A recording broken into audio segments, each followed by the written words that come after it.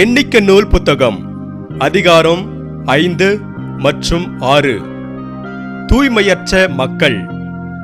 ஆண்டவர் மோசேயிடம் கூறியது: தொழுநோயர், வெட்டையுள்ளோர், பிணத்தால் தீட்டுப்பட்டோர் அனைவரையும் பாளையத்துக்கு புறம்பாக்குமாறு இஸ்ரவேல் மக்களுக்கு கட்டளையிடு.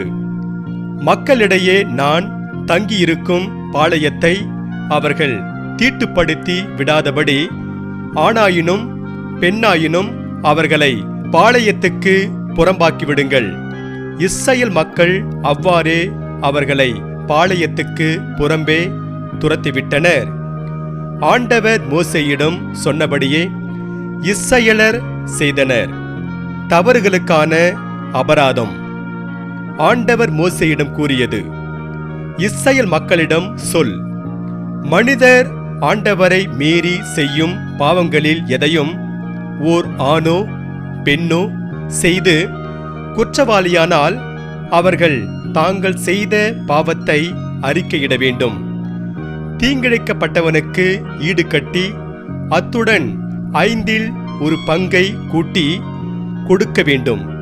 குற்ற ஈட்டுத் தொகையை பெற்றுக்கொள்ள முறை உறவினன் இல்லையெனில் அந்த குற்ற ஈட்டு தொகை ஆண்டவருக்கு, அதாவது குருவிடம் சேரும். இது அவன் குற்ற நீக்கத்துக்காக செலுத்தும் ஈட்டுபலி. ஆட்டைத் தவிர சேர வேண்டியது இஸ்ரவேல் மக்கள் குருவிடம் கொண்டு வரும் புனித பொருட்கள் அனைத்திலும் உயர்த்தி படைப்பவை அவனையே சேரும். ஒவ்வொரு மனிதனின் புனித பொருட்களும் அவனுக்குரியவை, ஆனால் அவன் குருவுக்கு கொடுப்பது அவனையே சேரும். மனைவியரை ஐயுறும் கணவர்களின் வழக்குகள்.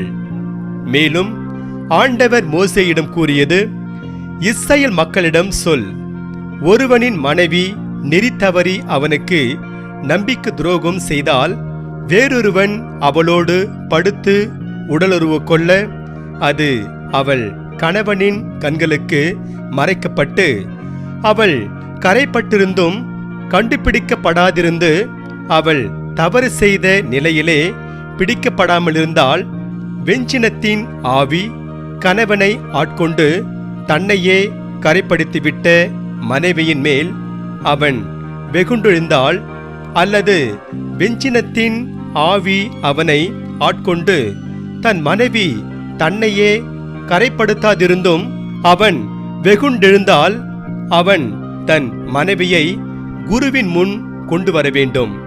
அவளை முன்னிட்டு தேவைப்படும் 10 ஏப்பா வார்கோதுமை உணவை படைக்க வேண்டும். அவன் அதன் மேல் எண்ணெய் ஊற்றவோ தூபப் பொருட்கள் தூவவோ கூடாது. ஏனெனில் அது நினைவுபடுத்தும் உணவு படையல், அதாவது குற்றத்தை நினைவூட்டக்கூடிய சினத்தின் உணவு படையல். பின் குரு அவளை கூட்டிக் கொண்டு வந்து ஆண்டவர் முன் நிறுத்துவார். குரு ஒரு மண் பாத்திரத்தில் புனித நீர் எடுத்து திருக்கூடாரத்தின் தரையில் இருந்து கொஞ்சம் துகள் எடுத்து நீரில் போடுவார். குரு அப்பெண்ணின் தலைமுடியை களைத்துவிட்டு வெஞ்சினத்தின் உணவு படையலாகிய நினைவுபடுத்தும் உணவு படையலை அவள் கைகளில் வைப்பார்.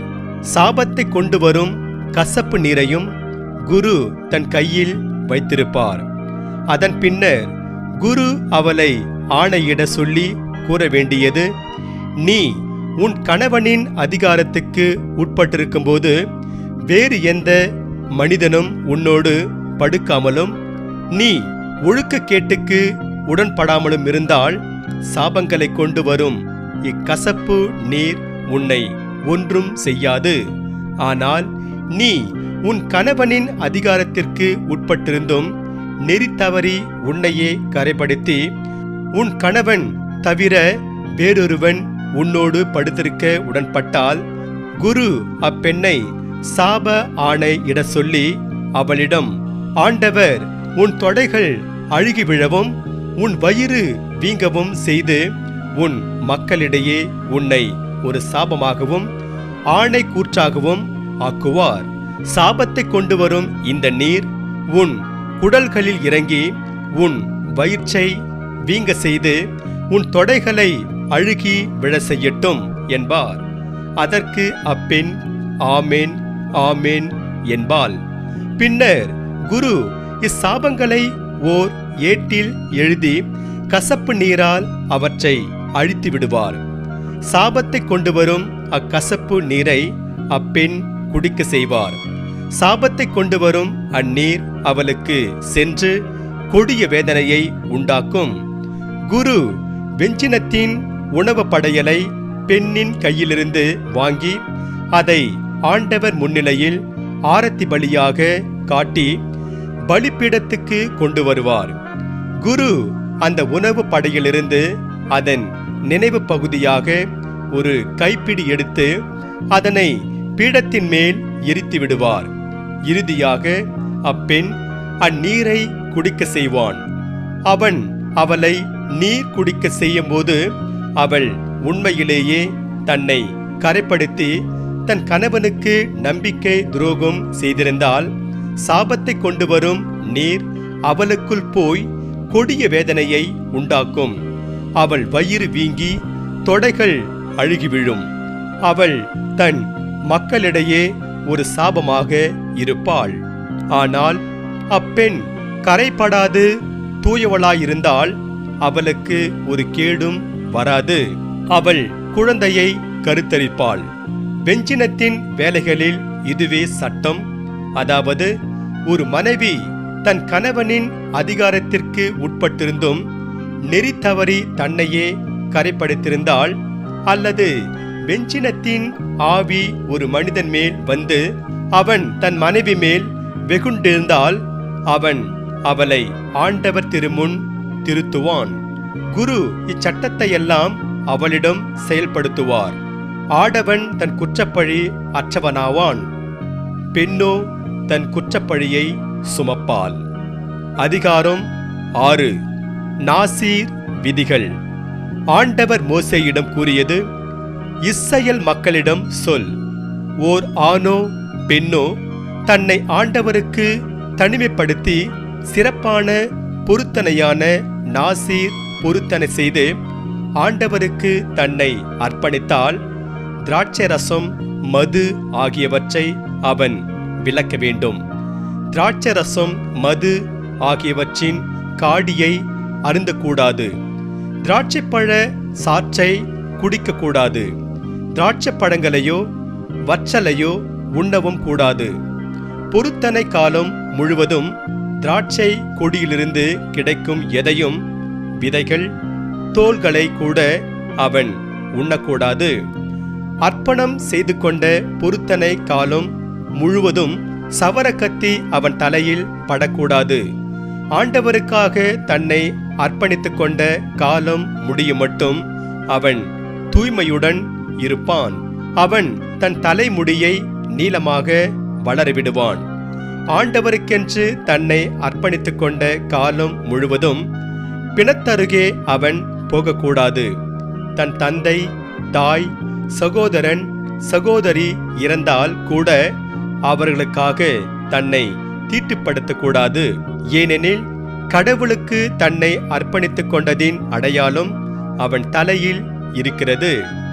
அர்ப்பணம் காலம் முழுவதும் அவன் ஆண்டவருக்கு தூய்மையாக இருப்பான்.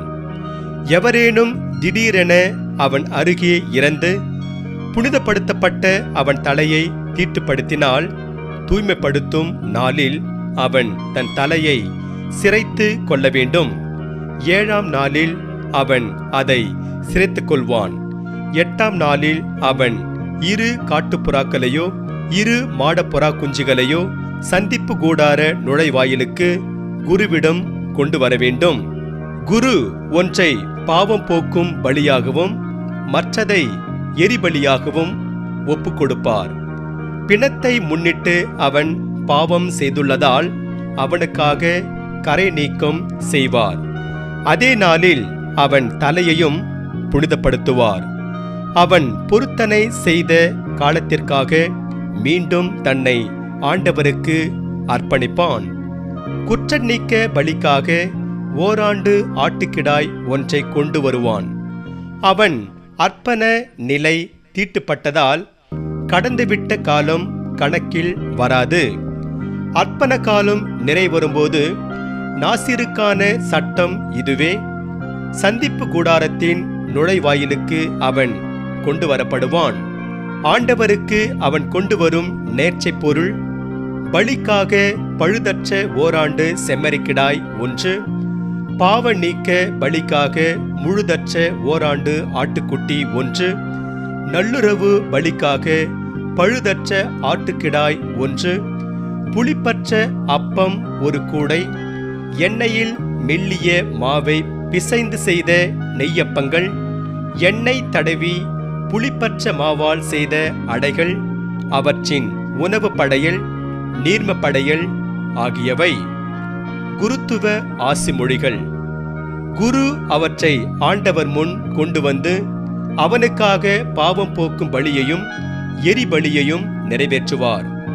கூடையிலுள்ள புளிப்பற்ற அப்பத்தோடு ஆட்டுக்கிடாயை ஆண்டவருக்கு நல்லுறவு பலியாக ஒப்புக் கொடுப்பார். மேலும் அவனுக்காக குரு உணவு படையலையும் நீர்ம படையலையும் படைப்பார்.